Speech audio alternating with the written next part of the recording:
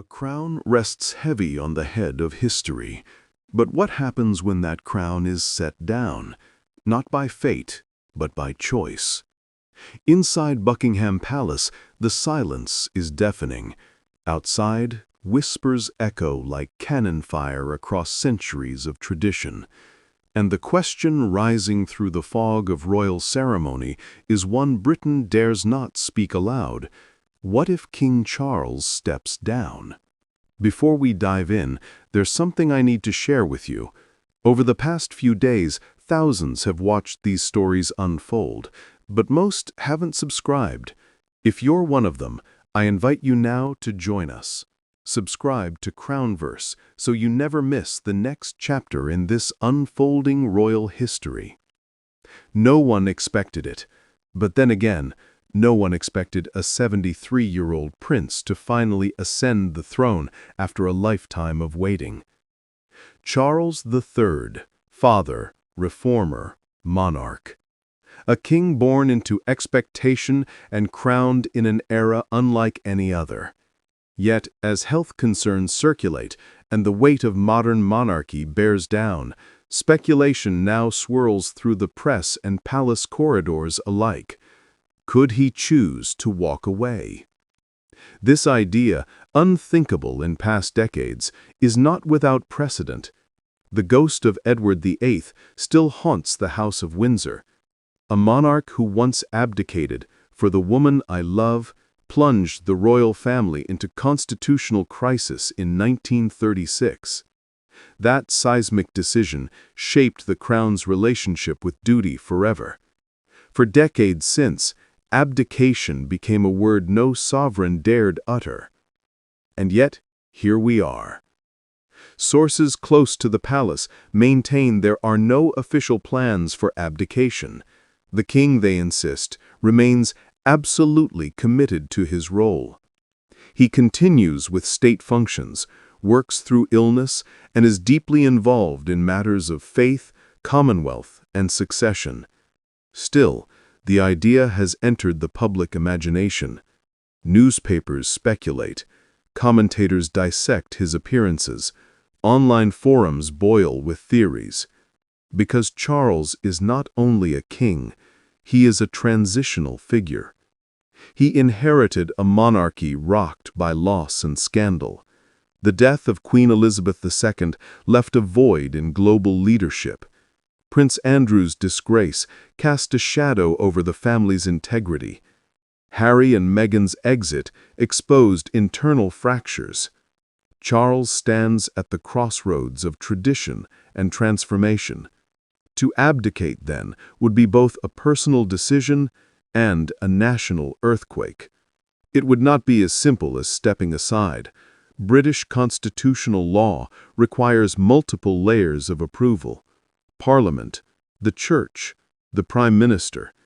And yet, if Charles were to signal such intent, the machinery of monarchy would move quickly. But why would he consider it? Some speculate that illness could drive the decision. Though no official statements confirm terminal prognosis, Charles has undergone treatment. His public appearances have been more limited. In a system where visibility is power, absence becomes a question mark. Others suggest it's about legacy. Charles has spent decades preparing Prince William for kingship. As Duke of Cambridge, William has taken on increasing state responsibility. His public favorability remains strong. Alongside Catherine, he represents the next generation, modern, media-savvy, and symbolically potent. Could Charles, then, see himself as a steward rather than a sovereign? A bridge between eras rather than the endpoint of a dynasty? It's possible. Royal insiders, those who shape narrative behind closed doors, hint that Charles has always viewed his reign as transitional, that he believes in evolution more than preservation, that his role is to stabilize the institution before handing over a reformed crown. If so, abdication becomes not a failure, but a strategy. Still, the risks are enormous. Abdication would challenge the monarchy's most sacred promise: continuity. Queen Elizabeth embodied constancy, reigning until her final breath. To step down, even with noble intent, could fracture public trust. Headlines would erupt, Republicans would rally, international allies would raise eyebrows. And what of the Church? As Supreme Governor of the Church of England, the monarch holds religious significance. Resignation would require ecclesiastical consultation, unprecedented in modern times. It would also test the moral image of the crown. Is it still bound by divine service, or is it becoming a constitutional job? Then there is William. The Prince of Wales has taken bold steps toward kingship. He's leading environmental campaigns, representing the crown abroad, shielding his family from invasive media. But does he want the throne now? Would he accept it before his time? Sources suggest William remains respectful of his father's reign. No formal discussion of succession acceleration has been reported, and yet in private moments, the question lingers: would William accept the crown earlier, for the good of the institution? If so, a soft transition could unfold. Charles quietly scales back. William rises in visibility. Joint engagements become common. Eventually, Parliament convenes. The crown shifts hands, not through scandal, but through design. But we are not there yet. At present, Charles continues his reign. He receives ambassadors, he holds audiences, he signs legislation. And while his public engagements have decreased, his influence remains intact. Still, the what if remains. Royal history is shaped not just by actions, but by possibilities. The abdication of Edward VIII, the assassination threats to Queen Victoria, the near death of George VI. Each moment reshaped the throne.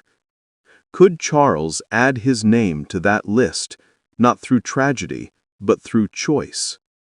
It would mark a new chapter, a modern monarchy, a monarch who serves, then steps aside. And it would redefine what kingship means in the 21st century.